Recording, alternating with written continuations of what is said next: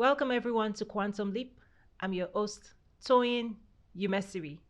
Today in the studio here in Aurora, I have incredible special guests for you from the Women's Business Development Center from both Chicago and Aurora.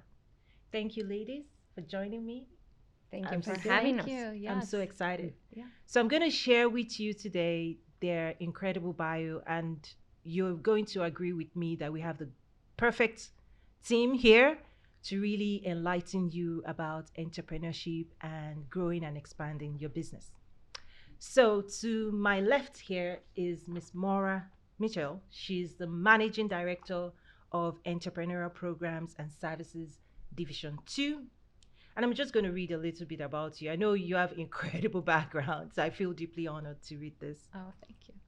Ms. Mora is an experienced non-profit executive and business advisor who is dedicated to supporting entrepreneurs. She is Managing Director of Entrepreneurial Programs and Services Division 2 at the Women's Business Development Center in Chicago. In her role, Ms. Mora collaborates with entrepreneurs to help them validate product market fit, ensure their product is customer centric, and creates plans for profitable business growth. Our extensive background includes assisting over 2,500 businesses and nonprofits with strategy, legal issues, and financial challenges, providing practical insights into today's business environment dynamics. Ms. Mora's academic qualification includes BA in mathematics from St. Mary's College. I have a BSc too, mathematics. Mathematics. Oh, wow. Yes. Good. And she has an MBA from the University of Chicago Booth School of Business and JD from DePaul University College of Law. She's also on the board of director of KSM, a manufacturing business. This definitely equips her with the knowledge and skills necessary for her responsibility. Thank you again for being here. Sure. My pleasure. Thank Awesome. you. Thank you. And to my immediate right is Miss Minerva Talatuyo. She's Director Entrepreneurial Programs and Services Division 1. I bet Aurora is Division 1, Yes. the region. Okay. Ms. Minerva is Director, like I shared, of Entrepreneurial Business Programs and Services at the Women's Business Development Center in Aurora office. She provides one-on-one and group advising in English and Spanish to women entrepreneurs that want to start or grow their businesses. She also provides training and educational programs for entrepreneurs and small business owners. Ms. Minerva has extensive experience developing international strategies that enable companies to expand and grow their markets, as well as in the food and beverage industry. She also has entrepreneurial experience. Ms. Minerva holds a Bachelor of Science in Food Engineering from the Universidad Nacional Autónoma de Mexico. Yes. Oh my gosh. I hope I tried. Yeah. And an MBA from the Institute Technology. You probably say the English version for us. Please, Monterrey, Mexico. You can say the Instituto Tecnológico de México. Mexico. I've been to Mexico Yeah. before. She also holds an executive master's in international business from St. Louis University in St. Louis, Missouri. Welcome. Thank you so much for being here. Thank you for having me. Awesome. And to my extreme right, thank you for being here again. Sure. Miss Christine Garrick. She's the Associate Director, Entrepreneurial Programs and Services, Division 1 in Aurora here with us. And she provides one-on-one and group advising. She provides one-on-one and group advising to women entrepreneurs of emerging and established businesses. She also provides training and educational programs for entrepreneurs and small business owners. Ms. Christine has over 20 years of experience as an international business leader, focused on marketing strategy, sales and profit growth, brand management, and product development. Ms. Christine has extensive experience driving sales and marketing initiatives with mass market retailers. She also has entrepreneurial experience with smaller family-owned businesses. Ms. Christine holds a BA in history from Albion College in Albion, Michigan. Yes. Listen, I went to school in Michigan, Ah, Central excellent. Michigan University. Oh, my dad taught, he was a professor at Central Michigan University. Yay, good. And I also worked Benton Harbor, Oh, yes. St. Joe, Whirlpool Yes. Corporation. Oh, excellent. Awesome. And you have an MBA in marketing management from DePaul University in Chicago. Yes. Wow. This is packed. Lots of experience, years of experience packed here. So my audience, you're in for a treat. We have incredible, questions lined up, and they're ready to share, tools, experience really with the audience here. So thank you again for being here. Let me go over to Miss Maura and ask, in general, the WBDC, the Women's Business Development Center, what it is, what does it do, and whether here locally and also nationally.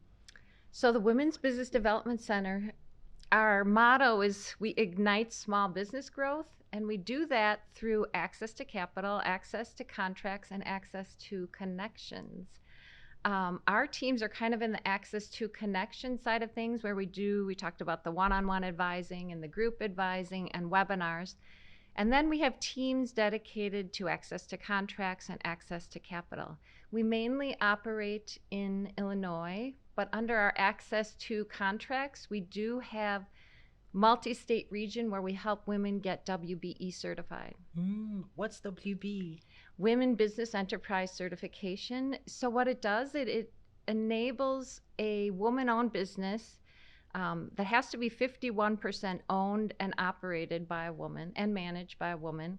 They can get access to supplier contracts because corporations are really looking at diversifying their supplier base. So they're interested in having women come in and help them with certain projects and be a supplier for their company. So WBE certification can be a real asset to a woman-owned business. Wow, thank you so much. Sure. I'm sure that's good information. Yes. So your office helps with that yes, as well. We have a Chicago-based office that helps with the WBE certification. And then we are in 6 other states that we help with WBE certification. Wow, thank you so much. Sure. Awesome. So that's the contracts. Then we have access to capital. We have a team of former bankers that help out women who need access to capital, whether it be improving their credit rating, looking into loans, and we are a micro lender. So we do offer loans up to $25,000 for startups and up to $50,000 for established businesses. I didn't know that. Yes. That's good. Yes. Awesome. Uh-huh. Do you have any requirements or just, we do. We have collateral requirements, and we have a little bit higher interest rate because we lend before a traditional bank will, because as everyone knows, traditional banks take a while before they'll lend to you. Usually you have to be in business for a couple of years before a bank will lend to you. Wow. And so we will help out there, but we do have some strict, financial requirements. But it's good to know, to say you lower the barrier of entry. Yes. Right? Even where traditional banks may not be ready to, you will still lower that barrier. Yes. That's good. And we have a Kiva program that we're the manager of, and that's proved really instrumental for those just starting out. So it's a crowd lending platform, and we manage that capability, and it allows people they have to find a base of followers, but once they have a base of followers that are willing to lend them $25, starting as low as $25, then they can be submitted and apply and be placed on a platform where the worldwide can contribute to a loan. Oh, wow. Zero interest loan. Yay. Yes. Good. This is good information. Yes. Thank you so much. Sure. Let me move to Aurora. Here in Aurora, second largest city in Illinois, next to Chicago. Yeah. Yes. So how does your team support women here in Aurora and the surrounding region, right? Because your team also supports entrepreneurs beyond just Aurora. Yes, in Aurora we support 4 counties: Kane, Kendall, DuPage, and Will. And we not only support women, we also support minorities. We majorly target women, but we accept anyone that needs support. Any entrepreneur that wants to start a business, or if they already have a business, we help them to grow the business. Wow. That's So fantastic. we are located in 43 West Galena Boulevard, and but we can see people in person. We can see people via virtually with Zoom or by phone, and we are here to help. Oh, I love that. Here to help. Definitely from your standpoint, what type of helps do you see often? Do you see them coming when they're thinking about a business, just like they have an idea, Hmm. or maybe they've launched and they're struggling Hmm. and they're seeking help? At what point do Mhm. you accept help? I would say we see people all across the spectrum. We see people who have an inkling of an idea and they're not sure exactly how to turn it into a business idea. And then we have people that have had businesses for years and years and years, and they're maybe hitting some sort of a roadblock, or they're trying to maybe reimagine their business. So we Okay. really run the gamut. But I think, especially with startups, I think if they don't have a business background, we can really be helpful in helping them kind of create some framework and a foundation that they can build off to help make sure that they have a successful business. Wow, thank you. One question, just to go a little bit deeper on that. Do you usually require them to have a business plan, or do you help them with a business plan? I think there's We, different schools of mhm, thought around mhm. business Yes. Yeah, plan. yeah. We don't require them to have a business plan, but Okay. we oftentimes work with them to make sure they've got one in place. Even if it's an existing business, sometimes it's happened organically, and they just had an idea and they started it but didn't have a plan in place. And we always find that they're able to be much more successful if they get that plan in place. So definitely with startups, that's one of the first things that we work on, is getting that plan and that idea really identified and making sure that they've got a good niche, and that they're not just going out with a business that's a me too, that they're really thinking through how can they be different and who exactly is their ideal consumer of their product or their service. So that's just a real important first step before you get too far down the road. Oh, yes, fantastic. I love that in terms of clarity of what this business is, who you're going after before you just go out into the world, Hmm. right? Hmm. Hmm. Now, Miss Minerva, like one of the things I've seen, particularly maybe in the minority space, is for people to even have the confidence to pursue their idea. What would your message be to those who maybe just, can I do it? Yes. Can I do it? It's all about mindset, right? It's about on understanding that they have the ability to do it, as long as they find the right niche and they have a solution for a problem that somebody has.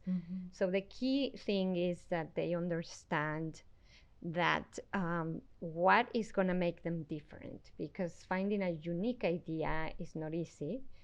But I mean, we are a lot of people in this world, and there's a lot of opportunities. So as long as they have the mindset of I can do this, they plan and they do their research and make sure they validate their idea, and make sure they are solving a need for someone and they are creating value, they will be successful. I love what you just said. You talked about being different.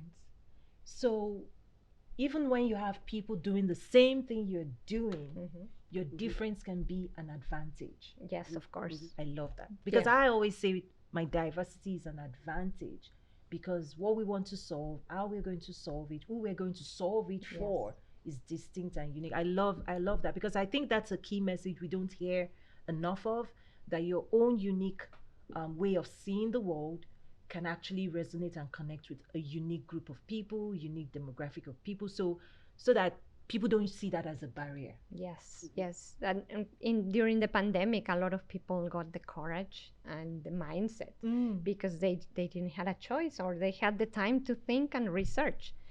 And a lot of new entrepreneurs came out with new ideas. I'm always amazed of all the women that call us and with these incredible ideas that I just like, wow, I never thought about that. And it is things that are needed, and that it's just a matter of using your expertise it's important that if they are not experts, they become experts on what they are planning to do, because people need to trust on them. I love that. So they can do it if they do the research. Awesome. I love that.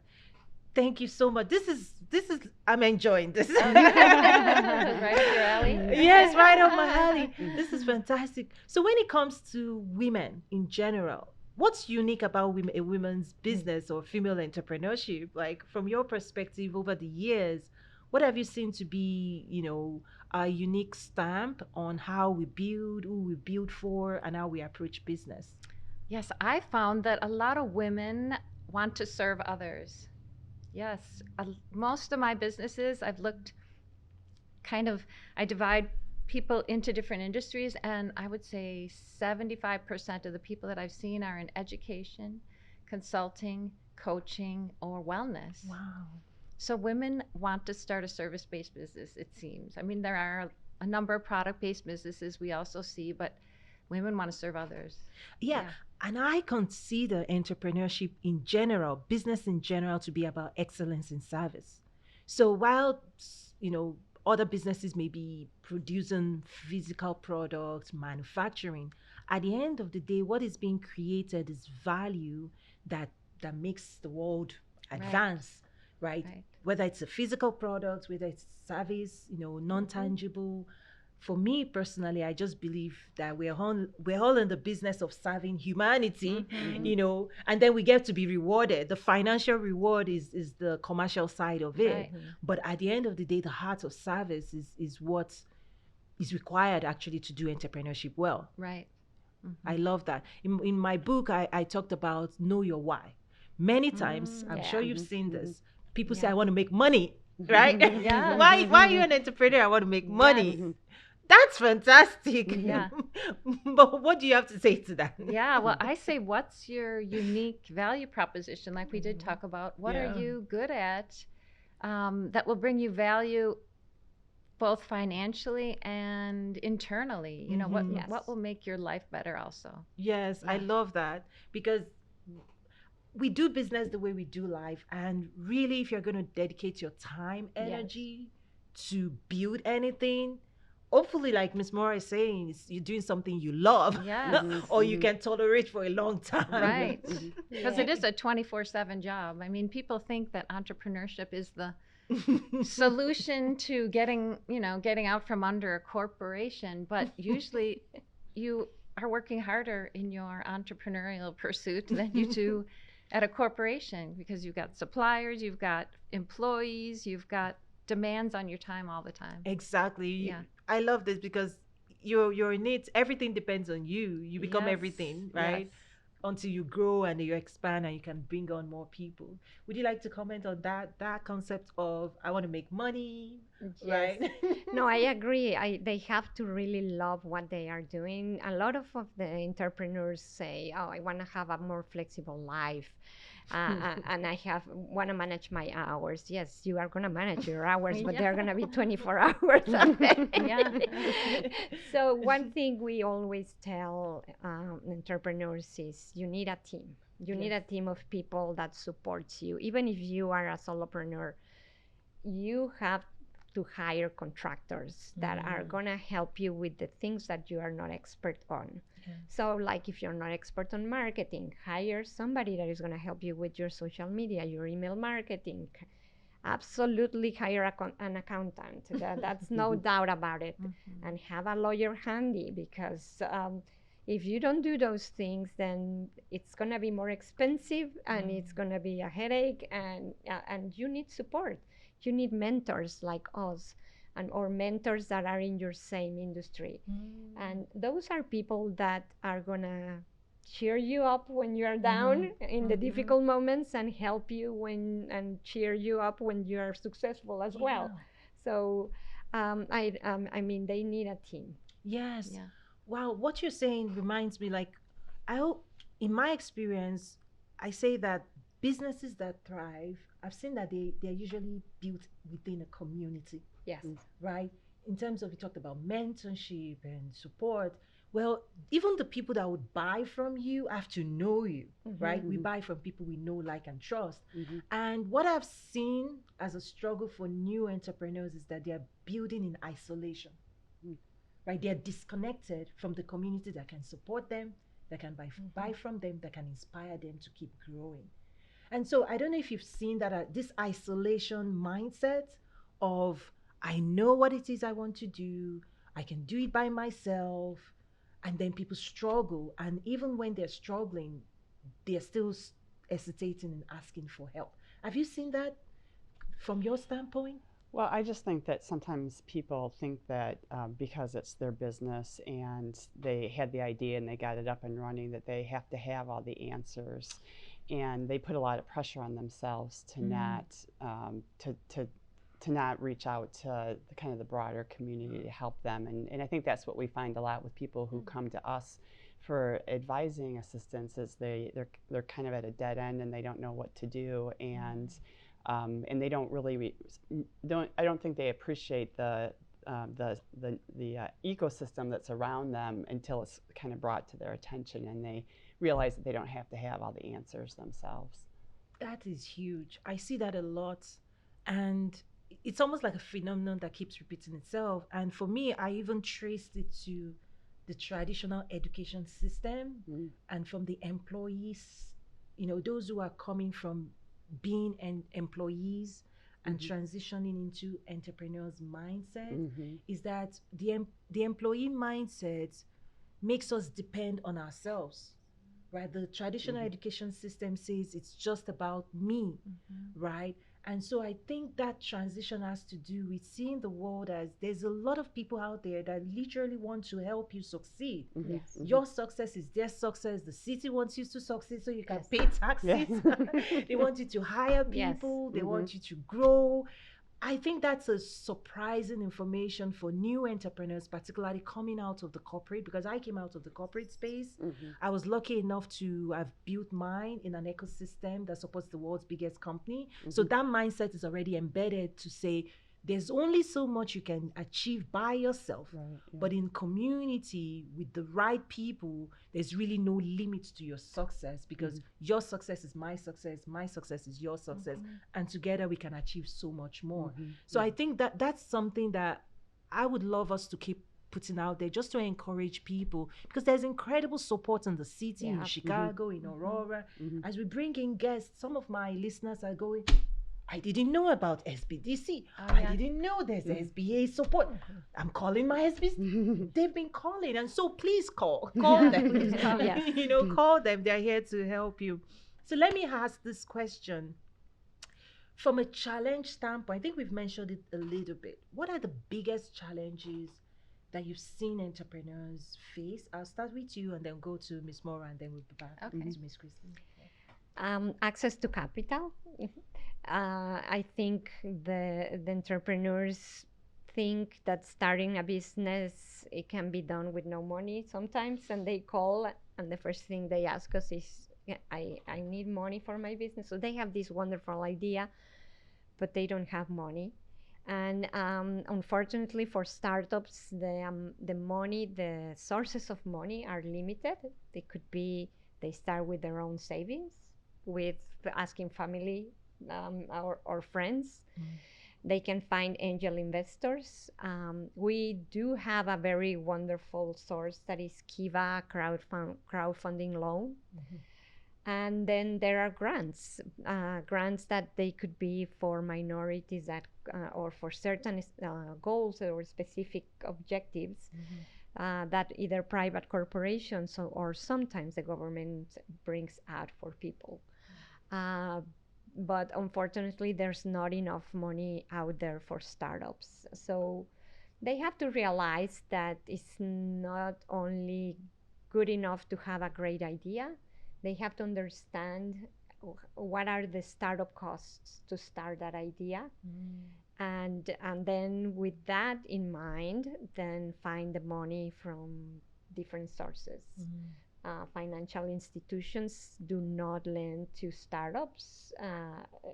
They need a startup for a bank. It's 1 or 2 years in business. Okay, so they have a requirement for at least a year or two. Yes.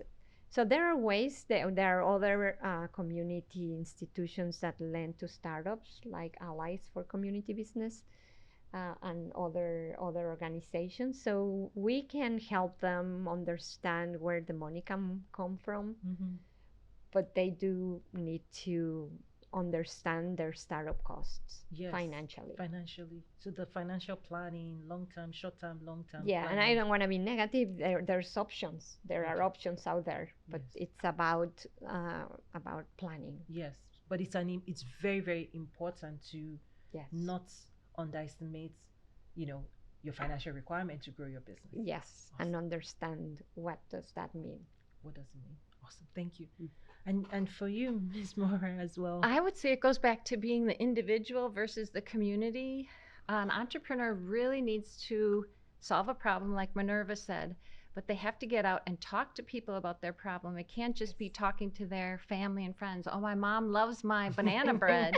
I'm going to start a company selling my banana bread.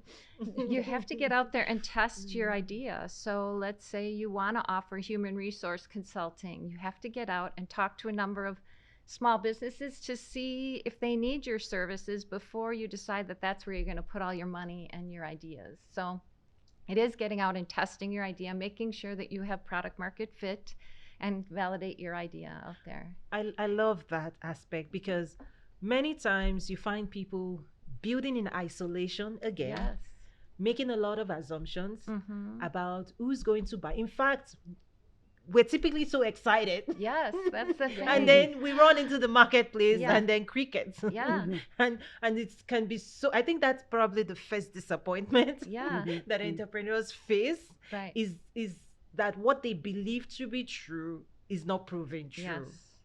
And usually it just takes a little iteration on the idea. You get out there and, okay, I'm going to do human resource consulting, and maybe the service that I'm going to offer no one really needs. Yeah. But just tweaking that idea a little bit, then sometimes you get a market reaction that works. Right. Yeah. Right. So which one is better? I find that sometimes people build and they're looking for who needs it, Yeah.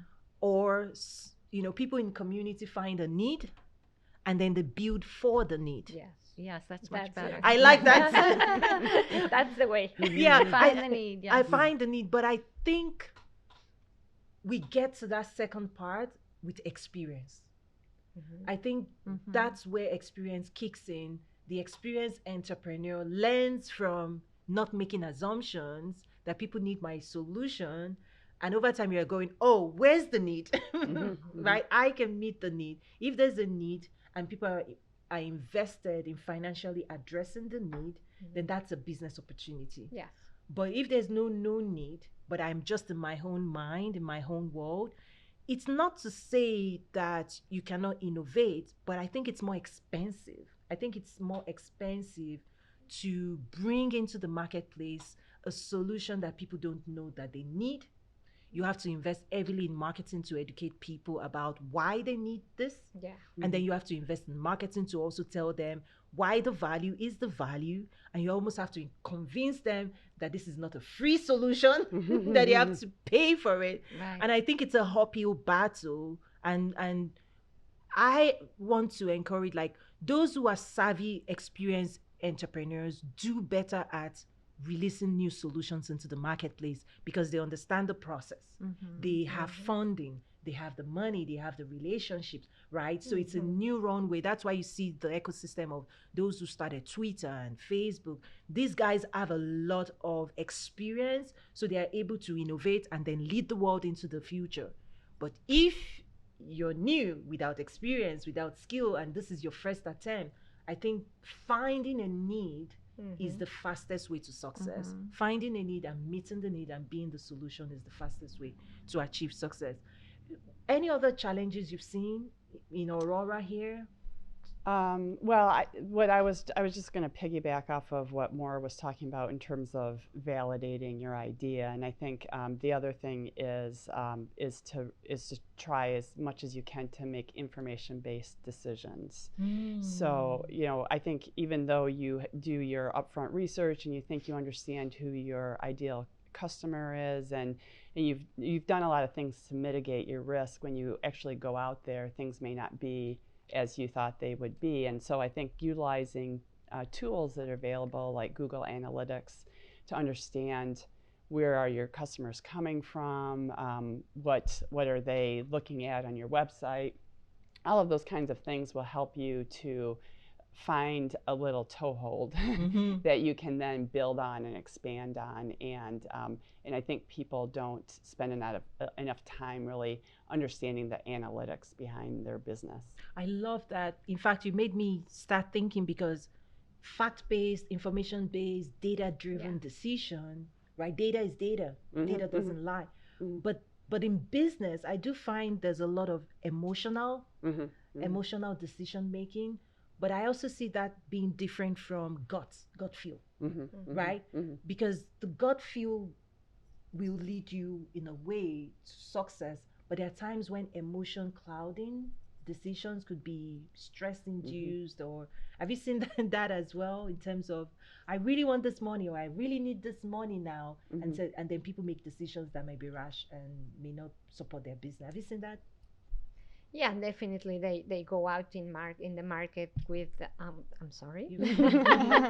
They go out in the market without analyzing the opportunity, because it could be that you are making a difference, but the market is very small. And so the market has to be big enough for you to be profitable and earn the money that you are expecting to earn. So that is part of that analysis. And I don't oppose for people, for example, they are opening an online business, and I encourage them to go out and do it, and don't be scared of doing it, as long as they really understand that they have a differentiating point. Because they can fail in an online business, and then they can do another one, but I mean, that's a learning. They have to make sure that they manage their budget and manage the cost of doing business. And that's where on everything you do, you have to analyze it and see how successful are the activities you are doing to promote your business, to promote your product, and what's the answer from the consumer. A lot of times I ask them to do surveys of their current clients, for example. Are your clients satisfied with your service or not? Do you understand what other needs they have? And that way, with that data, they can constantly improve and bring the next generation of product or service. So yeah, data is very, very important. Yes, and you talked about the market, the size of the market, and the money you can make. Can you dive a little bit into that? Because that's a lot of market analysis that I don't think people understand, in terms of how much money can you make when you're serving a unique group of people. Can you share just a little bit there? Well, every industry is different, but they can even start by understanding what are the profitability, the average profitability of certain industries, to have an idea how profitable this industry is, right? But more important, they need to understand their financial statements. They need to have cash flows, balance sheets, profit and loss statements that they understand. They can have an accountant or a bookkeeper that can help them do those statements, but the numbers are their own numbers. Entrepreneurs need to understand what those numbers are telling them. Is it the revenue that I'm getting big enough for me to be being profitable? And the perfect example is the childcare industry. The childcare owners, they need to understand their break-even points. How many kids do I need to have in my home to be profitable? And for that, they need to understand the cost of serving one child, and then it's not an easy task. It's not an easy task, but it's something that is very important, that we work very hard with all our entrepreneurs to understand their break-even points, to understand the trends in the revenue, to understand if they are profitable. Yes, wow. Thank you so much. That's really good information. So let me move to Miss Maura from Chicago. Within your facility, you also have a SBDC, an ITC, and then the WBDC all combined. Yes. Right. The WBDC is the top organization, and under those are the SBDC is funded by the Illinois Department of Commerce and Economic Opportunity, and then we have 2 women business centers. They're funded by the Office of Women and Budget Opportunity or something.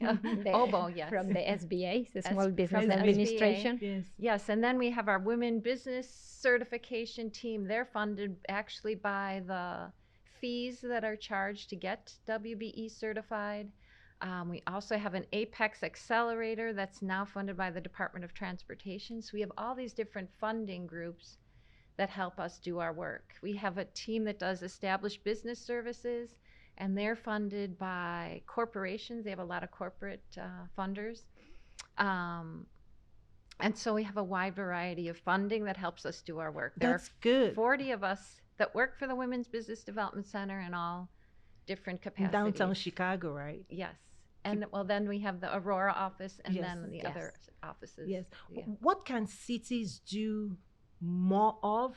What are they doing well? What can they do better at in terms of just keeping the entrepreneurship ecosystem alive and well and fully inspired to keep investing time, energy, and resources to grow businesses that help grow the city? Any thoughts around that? I think it is awareness. So Awareness. in Chicago, we have Chai Biz Hub, which is a centralized hub of information where you can find out events that are happening. You can find out what resources are available, what advising, what lending opportunities there are. So people just need to be aware of Chai Biz Hub, which people And are wasn't not. that Kenya Merritt's? She used to. She was in BACP. She helped out on that team. Okay, Yes. okay. Yes. Yeah, so Yes. awareness is number one. Yes. And I think especially in our underprivileged communities, they need to be aware of community and of resources within their neighborhood. We find that a lot of people do not have, we talk about getting out and talking to people about your idea and testing your assumptions. Well, if you don't have anyone in your neighborhood that you know has the need that you want to serve, it's very difficult. So they need to be introduced to new resources, to new communities, to people that they can talk to. So by offering our, now especially virtual really helps because people are meeting one another from across the state rather than within one community. I think it really helps if there's a network of people that they can use as their resources. I love that because to your point, I see people going online for help, but they're missing out on actually what's happening in their city. That's what I've seen is that. So how do we connect? In my mind is how do we connect the city ecosystem, for example, here in Aurora, like for someone coming in new with new ideas, how do they immediately plug into the business community? I know there's a chamber and all of that, but I agree with you. I think that awareness of what's going on in the city and providing visibility to those who live in the city, right, and those who seek to grow businesses in the city, and creating those platforms for exchanges, not just festivals and fun stuff, but I think the business side of things, I think that would be great. Any other ideas? We work a lot with our partners, so we collaborate with many organizations in the area, like Invest Aurora, like the SBDC, like the downtown Aurora and other downtowns, downtown LG, downtown Batavia, with the Hispanic Chamber of Commerce and the Chamber of Commerce. And we promote our services and events with all of them, so they can pass the voice and pass the information. And with the city as well. The city could be a great help of understanding our services and sending people when if somebody goes and asks for a license and they are not ready with what the requirements, they can refer it to us. So, Yes. and people like you and people like Good Morning Aurora and other media that can help us Yes. pass the voice. And so that's what we do. We do our own marketing ourselves, but Yes.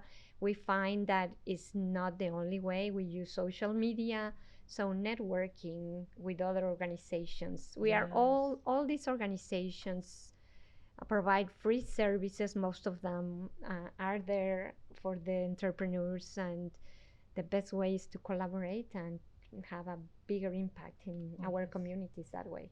Definitely. And I'm sure like those who are listening in, for sure, they are going to take those steps because people who need help, there is help. Yes. Right? We just want to make sure that they know who to call, where to go for that. And I know in the course of this engagement, you're going to give them your numbers or Yeah. websites and all of that. So that's really fantastic. So as I'm starting to wrap up now, any, you know, big ideas that you want people to pursue, whether it's social media, the use of social media for marketing or sales strategies or any type of strategy that you would like to say, you know what, try this, test this out. It's going to help you with growing your business. Let me start with Miss Christine and then I'll go around again. Yes. I think digital tools are really Digital important. tools. We just finished up a digital boot camp that was specifically for the Aurora community, and figuring out which digital tools are the ones that could really help you and make your take a load off of your plate and help you to run your business more efficiently, I think is a real important thing for people to gain awareness. So be open to digital. Are you putting in AI, ChatGPT in that bucket? Just the willingness to explore, because I sense many people hesitate. I have a technology background, so I love technology, but I also understand that many people struggle with digital, but digital is here to stay. So I love that. Yeah, and there's resources that you can use to schedule your social media posts and get much more efficient with it, so that it's not such a burden on you, but you're still able to get yourself out there and drive awareness in a lot of different social media platforms. So just kind of being brave and looking for tools that can help you be more efficient, I think is really important. I love that. Thank you for sharing that, because when digital is done right, it's supposed to increase productivity, right? So don't say no until you've tried it out, and definitely if it's implemented well, it's supposed to help, right? Thank you. Ms. Maura, I really believe that self-awareness matters. You know, are you going to be a good entrepreneur? Do you have the strengths needed to pursue your own dream? What strengths do you have? What weaknesses do you have? Because like we said, you have to have a team that backs you up. So if you're strong I know I'm strong in finance, but weak in marketing. So on my team, I have a marketing assistant. You know, you need to know what you're good at. You need to, be confident and flexible and resilient. Wow, thank you so much. Yeah. I love that, because the business will grow when we grow. Yes, exactly. Thank you. Yes. Thank you so much.